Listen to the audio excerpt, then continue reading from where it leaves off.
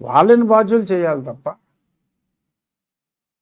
హత్యా ప్రయత్నం ఎవడన్నా బుద్ధున్నోడు తింగరనా కొడుకు కాకపోతే పంగళగరతో చేస్తాడా? పంగళగరతో పెట్టే సావట్లేదు, చిన్న చిన్న పెట్టలు తప్ప పెద్ద పెట్టలే సావట్లేదు పంగళగరతో. జగన్మోహన్ రెడ్డిని చంపేస్తారా పంగళగరతో? సో దానికి ఇలాగ హత్యా ప్రయత్నం అని ఇన్ని డ్రామాలని. పోని ప్రయత్నం జరిగిన వెంటనే గంటన్నర తిరిగాడు బస్సులో. ఇప్పుడు రెస్ట్ తీసుకోవాలా? రెస్ట్ తీసుకున్న తర్వాత మళ్ళీ షెడ్యూల్ ఆలోచిస్తారట. ఇవన్నీ సినిమా కథలో ఈ హత్యా ప్రయత్నం అనేది తనకు అసలు రాయి వచ్చిందో లేదో కూడా నాకు డౌటు. ఏదో ఒక దండ, పెద్ద దండ తీసుకొచ్చారు, ఫేస్ ఆగింది. ఆ దండ వచ్చినప్పుడు ఆ సమయంలో సెక్యూరిటీ వాళ్ళు కూడా ఒంగుని ఉన్నారు. నార్మల్గా ఎప్పుడైనా సరే ఇటువంటి కరెంట్ తీసేసినప్పుడు, ఇటువంటిప్పుడు ఇంత క్లోజ్గా అయితే వెళ్ళినప్పుడు ఈ ప్లాస్టిక్ షీల్డ్ ఉంటుంది, బుల్లెట్ ప్రూఫ్ ప్లాస్టిక్ షీల్డ్. ఈయన ముఖారు విందాన్ని అవతల వాళ్ళు చక్కగా చూసుకోవచ్చు, ఈయన ముసిముసి నవ్వులు చూసుకోవచ్చు, తిట్టి ఊపినా సరే కనపడుతుంది, ఎటువంటి ఇబ్బంది లేదు. ఎందుకు ఆ సమయంలో అలాగా తీసేవాల్సి వచ్చింది? అంటే ఈ కరెంటు తీస్తారు ఈ టైంలో అని, ఈ టైంలో ఆయన ఇక్కడికి వచ్చినప్పుడు ఒక దండ వస్తుందని, ఆ దండ వచ్చినప్పుడు సెక్యూరిటీ ఉంటుందని, అప్పుడు అదే సమయంలో ఆ వెహికల్ ఆ పర్టికులర్ స్పాట్లోకి వస్తే ఆ పక్కన బిల్డింగ్లో ఉందంట, ఆ బిల్డింగ్లో ఒకటి పంగళగారు పెట్టుకుని రెడీగా ఉన్నాడంట. ఆడు ఎంత బాగా కొట్టాడంటే ఇక్కడ తగలదో, ఇక్కడ తగలదో, ఇక్కడ తగులుతుంది, తగిలి చిన్న గీటు పడుతుంది. అసలు బాధ ఏంటంటే సింపతి సంగతి దేవుడేరు, అసలు మనం తింగరనా కొడుకులు అనుకుంటున్నాడా ఏంటాడు అనేది నాకు అసలు అర్థం కావట్లేదు. ఏదో కొద్దిగా గట్టిగా దెబ్బతినేస్తే ఏదో పెద్ద రిస్క్. ఇప్పుడు మనం ఆపరేషన్ దుర్యోధన అని ఒక సినిమా చూసాం. కస పొడిచారా, ఇదిగో ఇక్కడ పొడితే కిడ్నీలోకి వెళ్తుంది, ఇక్కడ పొడితే అలా కొన్ని స్పాట్లు చెప్తాడు. ఆ లివరు కిడ్నీకి తగలకుండా కొన్ని స్పాట్లు ఐడెంటిఫై చేసి అక్కడ పొడిచారా అంటాడు. అక్కడ బతికేస్తాడు. ఆ సినిమా మీద అయిపోతాడు శ్రీకాంత్. అలాగా గట్టిగా ఓడిపోయి చేసుకుంటే ఏదన్నా కొంచెం పండిదేమో, అయినా అప్పుడు ఆపరేషన్ దుర్యోధన అనేవాళ్ళమేమో, అది వేరే విషయం. బట్ అసలు మరీ ఎంత సిల్లీగా నీకు ఒంటి దెబ్బతాగకూడదు, హత్యా ప్రయత్నం జరిగిపోవాలి, సింపతి వచ్చేయాలి, అవినాష్ రెడ్డి చేశాడని షర్మిల ఆరోపిస్తున్న, సునీత ఆరోపిస్తున్న హత్యను అందరూ మర్చిపోయేలా చేయాలి, ఆ చంద్రబాబు నాయుడు దుర్మార్గం చేశాడని చెప్పాలి. ఇది ఎక్కడ న్యాయం అండి? మీరు చెప్పండి. ఎన్నికలకు ముందు అభ్యర్థి మీద ఎవడైనా అవతల పార్టీ వాడు ఎటువంటి ప్రయత్నం అయినా బుద్ధున్నోడు ఎవడైనా పంగళకరతో చేస్తాడా? అమెరికాలో అసాసినేషన్ జరిగినాయి, ఏదో జమ్ అంటారు, కొడతారు, లేపారు, అది కాదు కదా. ఈయనకేమో Z+ సెక్యూరిటీ. అరే చెట్లు కూడా కొట్టేస్తారు కదా, చెట్లన్నీ ఎందుకు? చెట్టు మీద ఎవడన్నా పంగళకర వచ్చి కొడతాడని చెప్పి డౌట్ వచ్చి ఇంతకుముందు చెట్లు నరుగుతున్నారు. రేపో మాపో వస్తానంట మహానుభావుడు మనూరు, మొత్తం చెట్లు కొడతాం మొదలెట్టారు. ఇంతకుముందు సీఎం అంటే చెట్లు కొట్టారు. ఇప్పుడు ఎలక్షన్ టైంలో ఎలక్షన్కి వస్తామంటే ఈ చెట్లు నరుకుడు ఏంటి? అసలు ఎంత అసహ్యంగా ఉంది.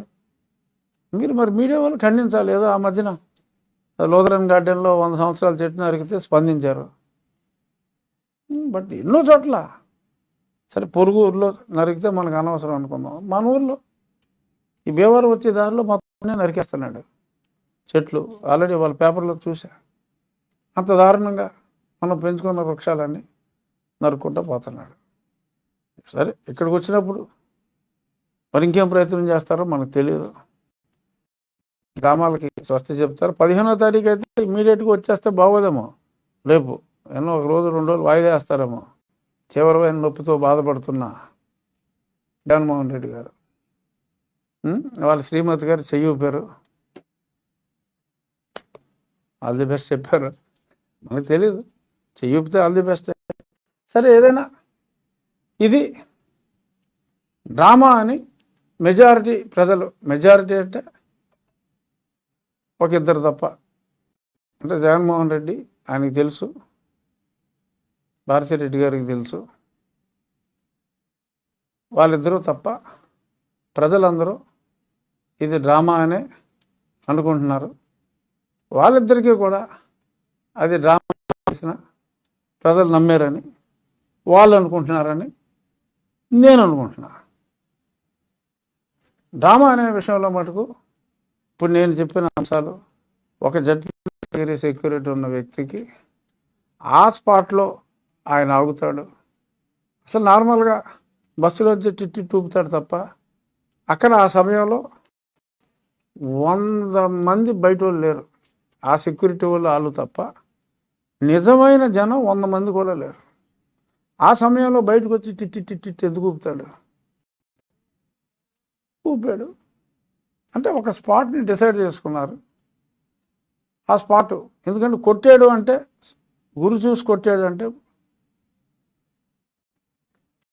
అక్కడ ఏమీ లేకుండా ఉంటే కుదరదు. కాబట్టి ఒక ఇల్లున్న ప్రాంతంలోనే ఒక దండ ఏర్పాటు చేసుకుని గజమాల వేశారు. అక్కడికి ఎలా తగిలింది?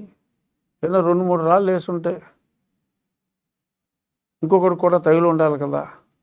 అంటే ఇంకొకటి ఎవడో అయితే మరీ చీప్గా ఉంటుందేమో అని వెల్లంపల్లి గారికి కన్ను కింద తగిలిందంట. వెల్లంపల్లికి కూడా ఇక్కడ తగలేదు, ఇంకెక్కడ ఇక్కడ తగిలితే మరీ నాటకంలో ఉంటుంది. అలాగని కన్ను అంటే నిజంగా ఏదైనా కన్ను సెతకు కొట్టేస్తే అడిసి తుక్కైపోతాడు. అందుకని చెప్పి కన్ను కింద ఇక్కడ బ్లడ్ గిడ్డు డ్రామా కూడా ఆళ్ళ ఏదో తగిలేసిందని చెప్పాడు అంతే వెల్లంపల్లి గారు. సరే తప్పదు, ఆయన అక్కడ పోటీ చేస్తున్నాడు కదా, సో ఆయన కూడా తగిలిందంటే ఎంతో కొంత సింపతి ఉంటుంది. సో రాష్ట్ర స్థాయిలో ఆయనకి, బెజవాడ సెంట్రల్ స్థాయిలో ఈయనకి, వాళ్ళిద్దరికీ తగిలినాయి, వేరే వాళ్ళకి తగల. సో నాని ఇలాంటి డ్రామాలు యాక్సెప్ట్ చేయడు, కేసీఆర్ నాని. సో కాబట్టి నాకు వదిలేరా బాబు, అదేదో మీరే ఆడుకోండి ఈ డ్రామాలో, లేకపోతే పుచ్చుకునేప్పుడు నిజం చెప్పేస్తాడు, ఉన్నది మాట్లాడేస్తాడు నాని గారు. సో అంచేత ఈ డ్రామాకి నానికి ఆయన పాత్రధారి కాదలుచుకోకూడదు అని అనుకున్నట్టుగా నాకు అనిపిస్తుంది. అయితే రాళ్ళు వేస్తే బోలు మంది తోలుతాయి. కరెక్ట్గా జగన్కి వేసిన రాయి ఎల్లంపల్లికి వేసిన రాయి, ఎల్లంపల్లికి సీఎం క్యాండిడేట్కి ఎమ్మెల్యే క్యాండిడేట్కి 2 రాళ్ళు వచ్చి, మరి సింబాలిక్గా సెక్యూరిటీ రాళ్ళు వేయచ్చు కదా. నిరసన చెప్పులు వేయటం ప్రజల హక్కు అని చెప్పి అప్పుడు డీజీపీ చెప్పాడు. మరి ఇప్పుడేమో ఈ కొత్త డీజీపీ గారు నిరసనగా రాళ్ళు వేయటం ప్రజల హక్కు అని అంటాడా? అనలో, ఎందుకంటే ఆయన ఈయన నియమించాడు కాబట్టి అలా అనలేడు. బట్ ఏదేమైనా నా ఉద్దేశంలో త్వరలో 1-2 రోజుల్లో ఈ డీజీపీని, ఈ సిఎస్ని మారుస్తారనే నా భావన. చూద్దాం ఏమవుతుందో. సరే, ఇక ఈ డ్రామాని పక్కన పెడితే ఇంకొక ఇష్యూ ఇవాళ మాట్లాడుకోవాల్సిన important issue, Andhra Pradesh Mineral Development Corporation. అది ఒక్కలేదు, అంతా డబ్బే, వచ్చేదంతా డబ్బు. నువ్వు తవ్వుకుంటావు, నీ దగ్గర రాయల్టీ తీసుకుంటారు. అలాగా గనులు రాయల్టీ తీసుకుంటారు, అంత ఆదాయం. ఆడికి అసలు దమ్ముడికి ఖర్చు లేదు, అసలు డబ్బు అవసరం లేదు ఆడికి. ఏపీ మినరల్ డెవలప్మెంట్ కార్పొరేషన్ డబ్బు అవసరం లేదు.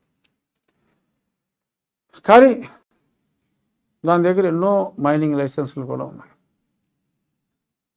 ఇప్పుడు దాన్ని ఇండైరెక్ట్గా ఒక విదేశీ సంస్థ 7,000 కోట్లు అప్పు తెచ్చేశారు. అసలు విదేశీ సంస్థ నుంచి అప్పులు తెచ్చుకోవాలంటే 1,00,000 రెస్ట్రిక్షన్లు ఉన్నాయి. గతంలో ఒకసారి రాష్ట్ర ప్రభుత్వానికే డైరెక్ట్గా అప్పు తేవాలంటే, రాష్ట్ర ప్రభుత్వానికి తేవాలంటే గవర్నమెంట్ ఆఫ్ ఇండియా క్లియరెన్స్లు ఉంటాయి. అప్పుడు వీళ్ళు ఎంత మేనేజ్ చేసినా గవర్నమెంట్ ఆఫ్ ఇండియా పర్మిషన్ ఇవ్వాల ఫారెన్ లోన్ తీసుకురావడానికి. ఈ కొట్టేసిన డబ్బులు కంటైనర్లుగా బయటకు వెళ్తున్నాయని మనం చెప్పుకున్నాం కదా, ఆఫ్రికా దేశాలకి, అక్కడికి అంతా బయట ఉంటాం. మరీ ఎక్కువైపోయి అంత డబ్బు అక్కడ ఉండటం సేఫ్ కాదనుకుని మరి కొంత డబ్బుని మన దగ్గరే పెట్టుకుందాం, ఈ రాష్ట్రాన్ని కొనేసుకుందాం. గతంలో మరి ఒక ఎలక్ట్రిక్ కంపెనీ పేరు చెప్పి ఒక సుమారు 1,50,000 ఎకరాలు. ఒక ఎకరం ఎవరికన్నా ఇస్తేనే అల్లరి చేస్తారు. 1,50,000 ఎకరాలు ఒక దేవుడి పేరు మీద ఉన్న ఎలక్ట్రికల్ కంపెనీకి 2 లక్షల కోట్లు పెట్టుబడి పెడతారని ఆ కంపెనీ రిజర్వ్స్ 500 కోట్లు లేవు. వాళ్ళు 2 లక్షల కోట్లు పెట్టుబడితో రకరకాల ఫోటో వాలటైల్ సెల్స్, ఒక 50,000 మెగావాట్లు సోలార్ ప్లాంటు, అంటే భారతదేశానికి కావాల్సిన దానికన్నా కూడా ఎక్కువ ఆంధ్రప్రదేశ్లో ఒక దగ్గర పెట్టేసేలాగా వాళ్ళు ఏదో డ్రామాలు ఆడారు. సరే, దాని వెనకాల అందరికీ తెలుసు. ఇప్పుడు ఇంకా ఆ దోపిడీలో భాగంగా ఏపీ మినరల్ డెవలప్మెంట్ కార్పొరేషన్లోకి ఒక 7,000 కోట్లు అప్పులు తెచ్చేశారు. నాకేం అవసరం లేదు, ఏదో జీతాలు ఇవ్వడానికో లేకపోతే ఇంకోటి ఇవ్వడానికో వాడేసి 2వ తారీఖు ఇంకో విడత ఇంకొక 7,000 కోట్లు అప్పు తీసుకుని ఇలా షేర్లు ఇచ్చి వాళ్ళకి తనఖాగా కట్టకపోతే ఎలా కడతారు? కట్టరు.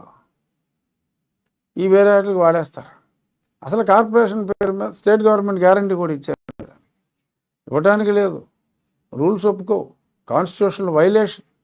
ఇంతకుముందు ఎన్నోసార్లు చేస్తే నేను సిఏజీకి రాశా, ప్రధానమంత్రికి రాశా, అక్కడి నుంచి లెటర్ వస్తుంది, ఏమయ్యా ఇది నిజమేనా అని. ఈడు రిప్లై ఇవ్వడం, వాళ్ళ పాత్ర అక్కడికి అయిపోతుంది.